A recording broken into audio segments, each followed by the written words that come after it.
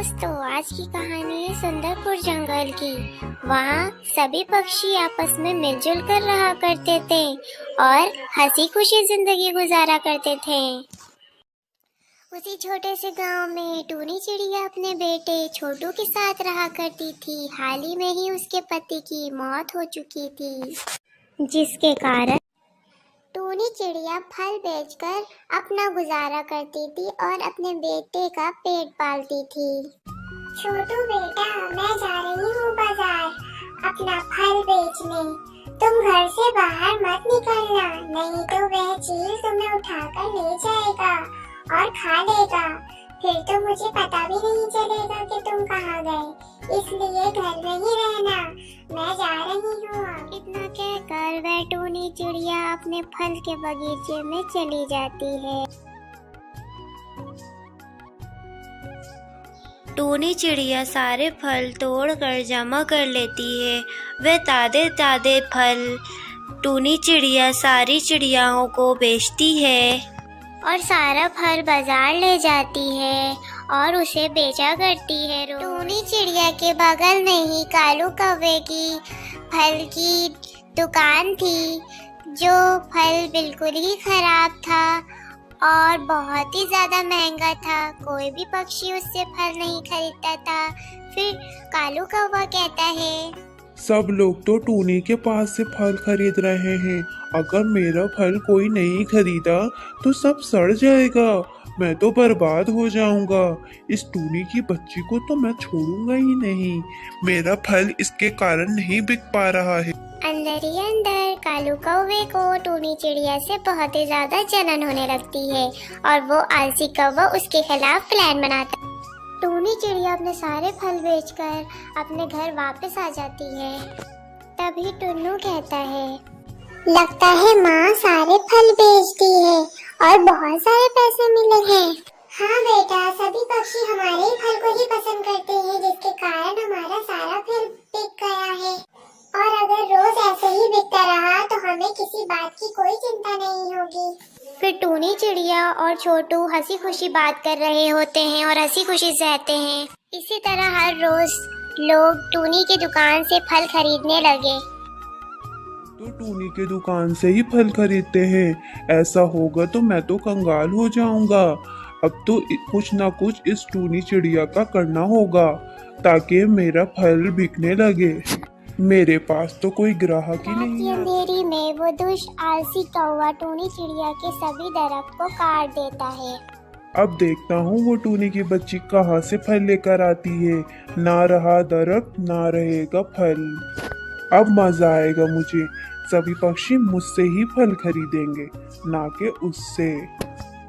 अगले दिन सुबह होने पर टूनी और टुन्नू फल तोड़ने अपने बगीचे में जाते हैं। बगीचे के दरख्त को टूटे हुए देखकर वो बहुत ज्यादा हैरान हो जाते हैं। ए ऊपर वाले, ये क्या अनर्थ हो गया?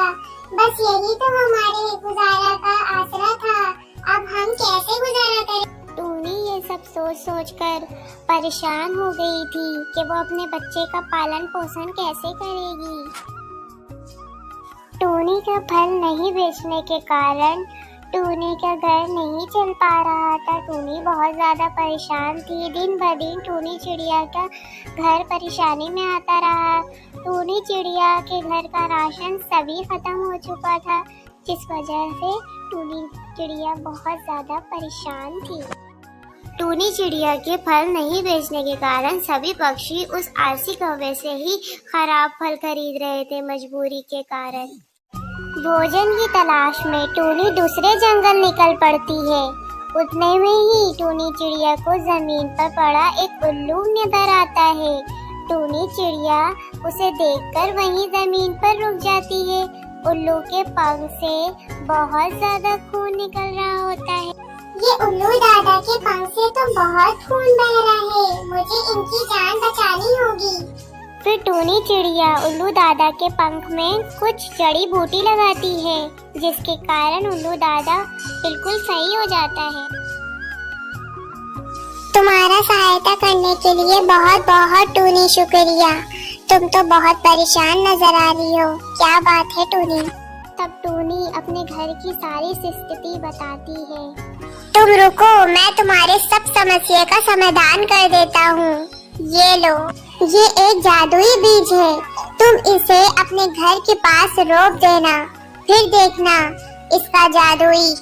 फिर टूनी वह बीज लेकर अपने घर की तरफ रवाना हो जाती है और अपने घर में आकर वो बीज को बो देती है।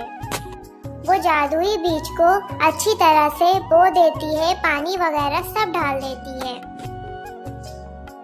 फिर अगले दिन टूनी और उसका बेटा छोटू उस दरख्त को देखकर बहुत हैरत करते हैं। उस दरख्त में बहुत सारे फल लगे होते हैं, जिसे देखकर टूनी और उसका बेटा बहुत खुश हो जाता है। वो एक जादुई पेड़ होता है। फिर टूनी और उसका बेटा वो फल सारा तोड़कर एक बास्केट में जमा कर लेते हैं और उसे बेचने चले जाते हैं। फल तोड़ने के बाद वो दरख्त गायब हो जाता है। फिर टूनी हंसी खुशी अपना फल बेचा करती थी और उसका बहुत अच्छा से गुजारा हो रहा था और अपने बच्चे का पालन पोषण भी करती थी। एक जंगल में रानी चिड़िया अपनी बहन सोनी चिड़िया के साथ रहा करती थी। दोनों बहन एक दूसरे से बहुत मोहब्बत करती थी और एक दूसरे के साथ रहती थी और एक दूसरे के सारे काम कर दिया करती थी। एक दिन अचानक सारा अनाज चिड़ियों के जंगल में सूखा पड़ जाती है, जिसकी वजह से चिड़िया दाना ढूंढने के लिए जाती है और रास्ते में सोचते हुए जाती है, कब हमको दाना मिलेगा, कब हम अपने पेट को भर पाएंगे। फिर दोनों चिड़ियों को एक चिड़िया नजर आती है। फिर ये लोग उनके पास जाती हैं और ये चिड़िया का नाम टूनी चिड़िया होता है। दोनों चिड़िया इस चिड़िया के पास आकर बैठ जाती है और कहती, टूनी बहन, आपको कोई दाना मिला है क्या? हम तो भूखे हैं, आपको कोई भी दाना मिला है क्या? हाँ बहन, एक छोटा सा दाना मिला था जो मैंने खा लिया, लेकिन अब फिर से भूख लगी है। अब क्या करें? देख लो रानी, हमें कहाँ मिलेगा दाना? वही बुरे शक्ल को टुन्ने मुन्ने लोगों को ही दाना मिलेगा, हमें नहीं मिलेगा दाना।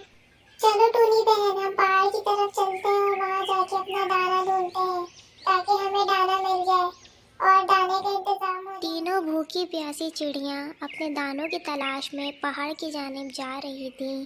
भूख के मारे उनकी हालत बहुत ख़राब हो गई थी। फिर उन्हें पहाड़ नज़र आ गया। फिर वो पहाड़ की तरफ सारी भूखी प्यासी चिड़िया जल्दी जल्दी खाना खाने शुरू कर देती हैं। उतने में ही एक खतरनाक चील आ जाता है। ए पक्षियों, तुम लोग मेरा खाना कहाँ से खा रही हो? तुम लोग को मैं अब छोड़ूंगा नहीं।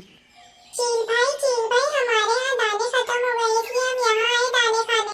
फिर चील उस रानी चिड़िया पर हमला कर देता है और वो रानी चिड़िया गिर जाती है और उसके सर से खून निकल रहा होता है। चील दूसरी चिड़िया पर हमला करने जा रही होती है। वो स्लिप होकर खुद गिर जाती है और उसके सर पर हाथ पर चोट लग जाती है, जिसकी वजह से वो उड़ भी नहीं सकती है।